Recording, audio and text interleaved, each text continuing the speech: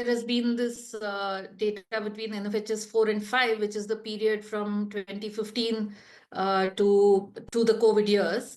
And this includes the period of where there was this turnaround in the economy, where there's a slowdown in growth, as well as which largely was also because of demonetization and the way GST was introduced. And one of the ways in which the distress of that period probably is being reflected is also in this anemia statistics, where you see that anemia has increased.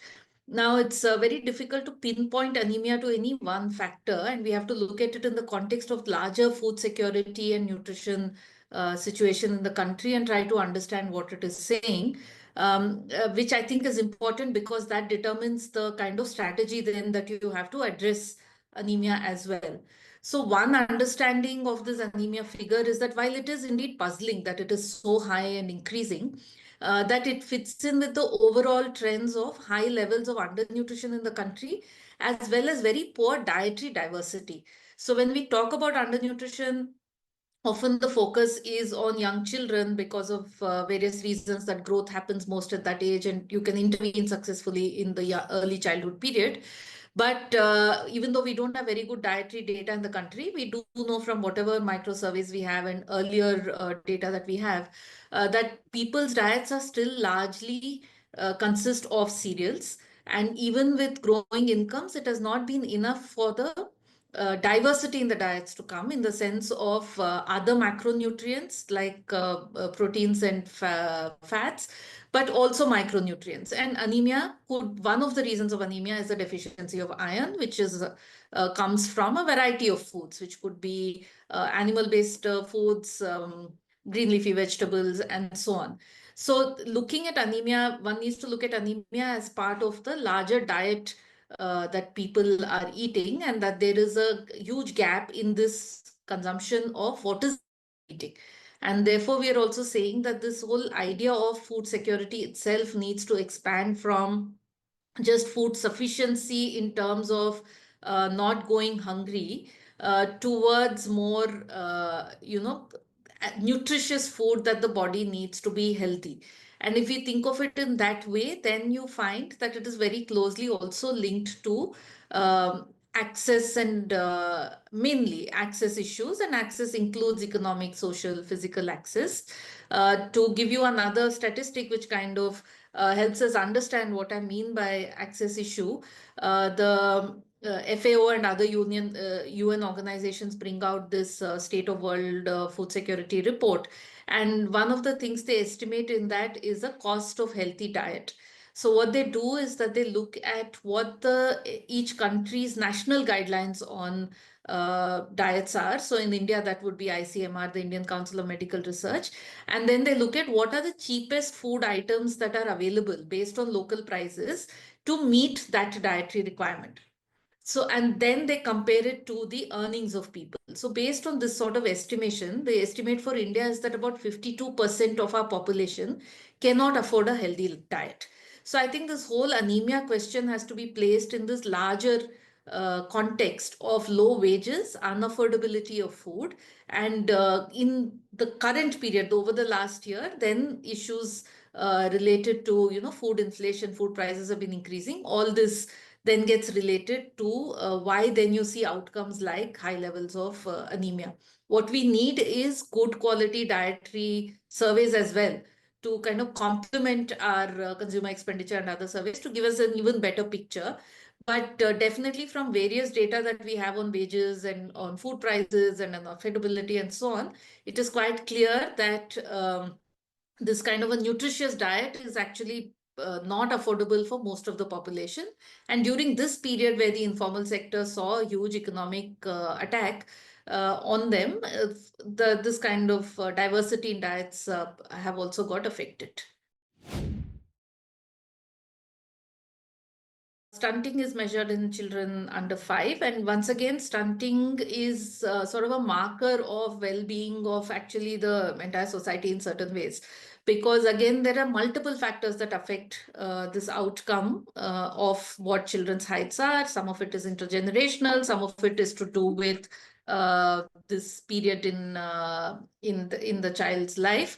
And therefore, First thing is the overall orientation of the budget itself indicates that we are not taking this figure of stunting seriously enough, because what it is telling us is that there is a large population which still does not have the decent conditions of living required, the what is called the enabling environment required for a child to grow in a healthy manner. So, which the various other people who have been talking this budget series have also been pointing out to, that the orientation of the budget, where is it contributing to increasing employment, increasing wages, increasing living standards, all of this would contribute to stunting. But of course, beyond that, there is also a requirement for certain direct interventions towards women and children, which would also add to improving the situation, particularly of acute undernutrition. And even there, you see that if you look at the budgetary trends over the last decade, in fact, that the priority that has been given to these kind of programs, which would have a bearing, which are directly concerned with nutrition, has been going down quite a bit. The main platform is the ICDS, the Anganwadi scheme.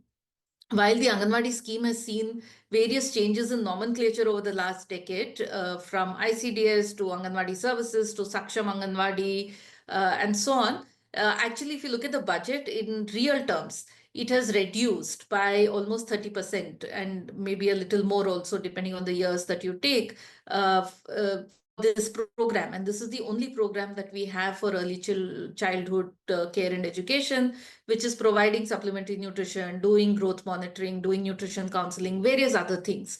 So if the budget of this program has reduced in real terms, one can imagine what the effect of that is, which is that there is no improvement in the quality of food that the children are being given. The infrastructure is quite poor. The wages that Anganwadi workers are paid have been stagnant for a very long time, and all this affects the quality of the program. Another direct program which would have got much more attention if stunting was really taken seriously is maternity entitlements. So there is the Pradhan Mantri Matru Vandana Yojana that we now have, which is actually mandated by the National Food Security Act, that every pregnant woman should be given at least 6,000 rupees. And this is the support to enable her to breastfeed, a wage compensation for exclusive breastfeeding. And you see that that scheme also has been watered down. It was launched only in 2017, but for only the first child, the amount has been reduced to 5,000 from 6,000. And although there have been some recent reforms, which is that the second child has been included if the child is a girl, the amount is still very low. So already, while the Act says at least 6,000, the scheme is giving only 5,000. And even that 5,000, which was announced in 2017, remains 5,000 even now till 2025. So in real terms, the value of that amount has also gone down quite a bit. So if you look at the overall budget of the PMMVY as well, you see that over the last 8 years, there's a complete stagnation in absolute terms and a decline in real terms.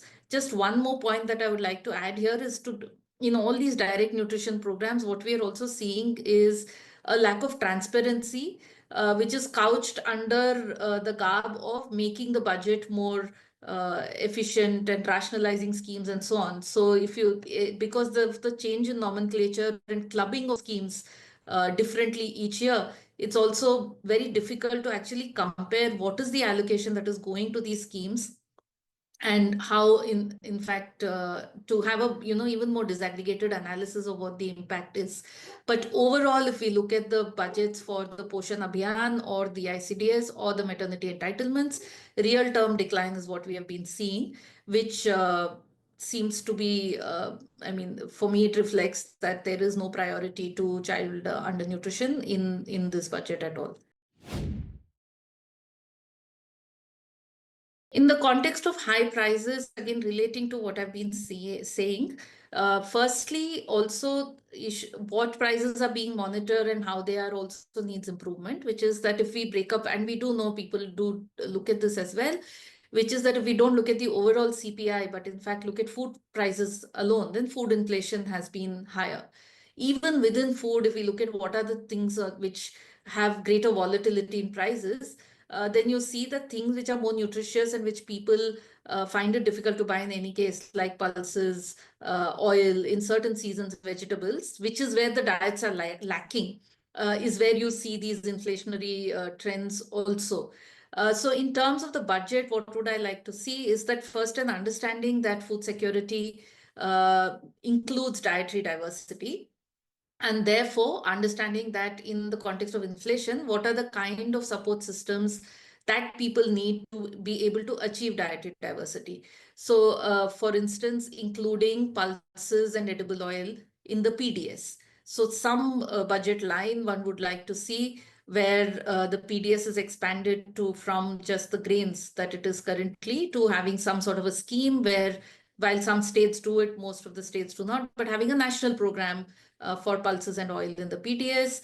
Second, an increase in the budgets, not only to keep pace with inflation, but to improve the quality of supplementary nutrition and ICDS as well as the school meals, where you're able to include items like egg and some substitutes for children who do not eat eggs, fruits and milk and so on. The current budgets don't allow this. And increasing when, and we have seen, and many of our field surveys show that when prices increase, these are the items that people cut down on in their household diets. So when the prices go up, they buy less milk, they stop buying eggs, they stop eating meat, because these are the things that they can't afford.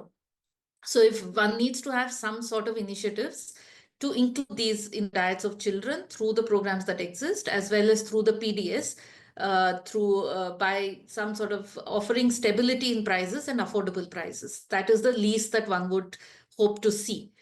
As a longer term, one would also hope to see greater investments in production, procurement, and storage of these variety of crops. So an expansion in the agricultural budget in a way which is encouraging diversity in not just crop production, but also then processing, storage, and so on, with a focus on small and marginal farmers would be a larger like food system view that one would hope to get. But at the very least, increased allocations to the direct programs so that all these items can also be included.